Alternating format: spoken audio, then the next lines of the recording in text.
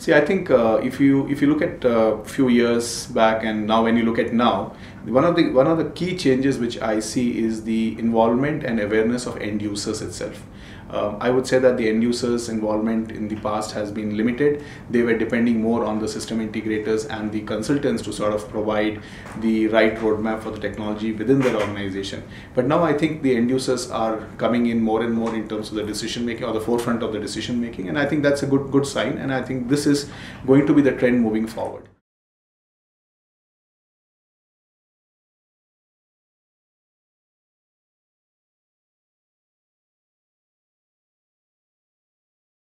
By the sheer definition of convergence in security and in the scope of where HID is coming from, we would define this more as a convergence of logical and physical security, which means an employee who comes into the office facility or any facility for that matter is using the card for physical access control, opening the door, getting into his office environment, but using the same card for, let's say, IT security. That means domain login. Maybe when he goes back to his home, his or her home, he's able to use it for VPN and remote authentication. This is the definition of convergence when we talk it from the security point of view, or the security industry point of view. But what I would admit here is that convergence is still at a conceptual level, to the extent that it is not something which is there is a very obvious demand. There is a latent demand, and the latent demand is driven by regulation, largely policies, in terms of some of the organizations have to follow different policies and compliances related to security, and those are the companies which are going towards convergence. So convergence has been happening, but probably not at the rate at which it was envisaged it will happen.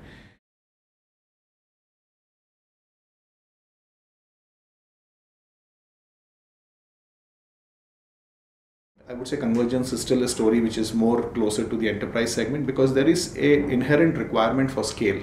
Your cost effectiveness would come in when you have the scale or economies of the scale, which is little difficult to get in a mid-sized organization, and that's the reason why we are seeing convergence happening more in the larger enterprise than the mid-segment. But having said this, mid-segment organizations also, specific verticals, if you look at pharma or healthcare, okay, depending, even irrespective of the size of the organization, have a lot of government regulation led compliances to follow, especially in the US markets or European market. Maybe not so much in India. You have HIPAA there, and you have Department of Drug and Administration, which have policies around it. You have EPHI, which is personal health information policies are there. So all this have to be are driving compliances around, and convergence becomes a key element of not just looking at the physical security, but looking at physical security plus the logical or the IT security together.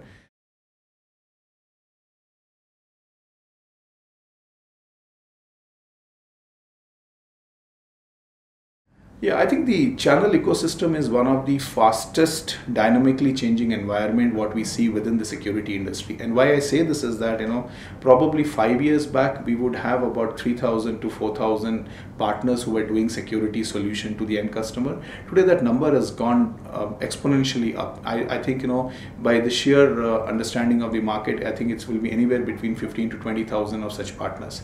Now, all of them are not homegrown. When I say homegrown, they're not coming from the conventional security space and they're sort of taking on this. There are adjacent channel. Adjacent channel are coming from electrical contractor, IT resellers, networking partners, IT security solution partners. So we are seeing a whole lot of them coming into this space, and there's an exponential increase in the partners in terms of partner base with respect to the industry or the security industry. Now, a couple of challenges which anybody faces is that when you have more and more partners coming in, how do we sort of get them aligned to your organization, A, and more importantly, how do you develop their skill sets around the new technology, new innovation, because this is not a mature industry still. There is a lot of technological innovation which is happening in the industry. So new channel partner coming in, new technology, that's a complicated bit for any OEM or any organization to manage.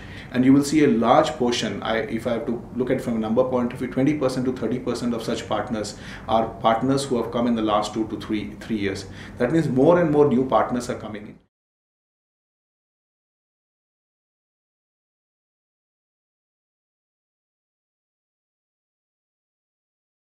Yes, building the technical competency is something which is a joint effort. I would say that it depends upon the partner, how he wants to align with which OEM. The involvement with the OEM becomes very important for any partner's technical competency development and partnership, what they have, what alliances do they have. Similarly, from an OEM perspective, what is the value add we are trying to do in terms of developing the partner ecosystem. So I think it's a very dynamic, complex, challenging environment for anybody, and specifically for an organization like HID, which is very focused towards the channel ecosystem. We are a channel-centric organization, and that's sort of the bottom line in which we go to the market. Whichever segment of business we are dealing with, everything is partner dependent. Now, in terms of the prepping up the partner, building competency on it, one is that we have a very structured methodology in terms of introducing new products to the partners. So we go through a internal process of a new product is launched, how do we take it to the partner, what sort of a training requirement is required for the partner, what sort of certification requirement is there. We go through the whole process to make sure that the partners are going through that journey of getting better in terms of their competency. Having said this, there is classification of partners under platinum, gold, silver. So it's not that we will take all of it together. We need to go in a structured manner. We have been doing whole lot of training programs in the marketplace. Just to give you an idea as to what we are doing in 2015, we're doing roughly about 12 sales channel training program that is focused on the sales organization of our partners across 12 different cities, and these are pretty much large scale. When I say large scale, we're looking at about 60 to 70 people per training program. So we have the channel sales training program, which is our annual program, which we have been doing since last 7-8 years. We have certification program on different product category, because the requirement of technicality is varying from different product to different solution. So we have certification program around our IP based controllers. We have certification program around our mobile access, our secure issuance, which is our Fargo printers. So if you look at our calendar in a year, we end up doing roughly about 40 to 45 different training programs, ranging from sales training to certification training.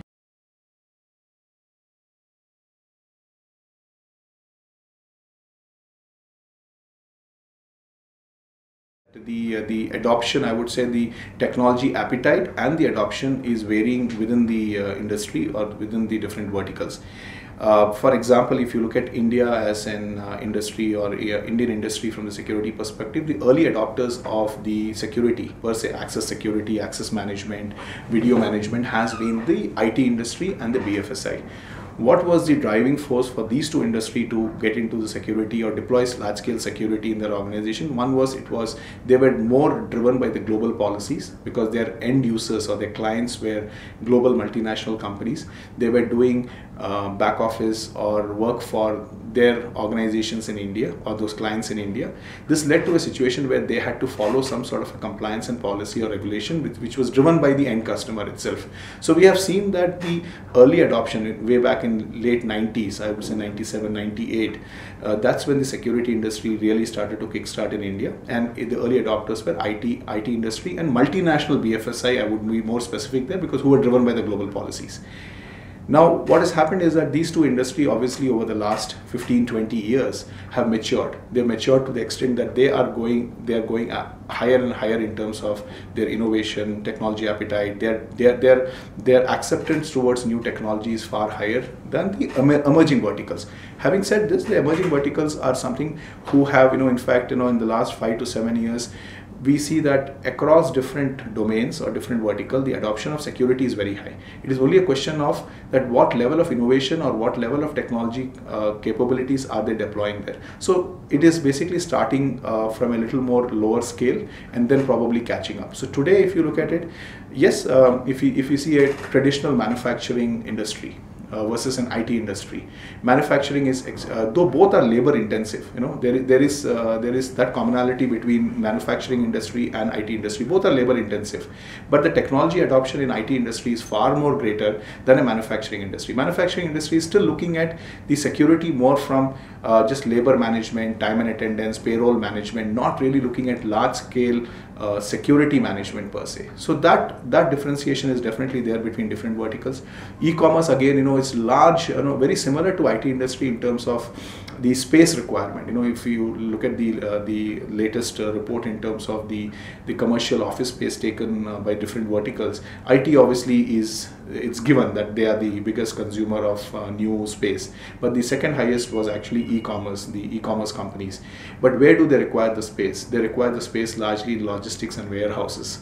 So your warehouse security management is slightly different from managing where you don't have that much of people, that many people. You don't have a 30,000, 40,000 people in a large IT park, in a large warehouse as compared to a large IT park.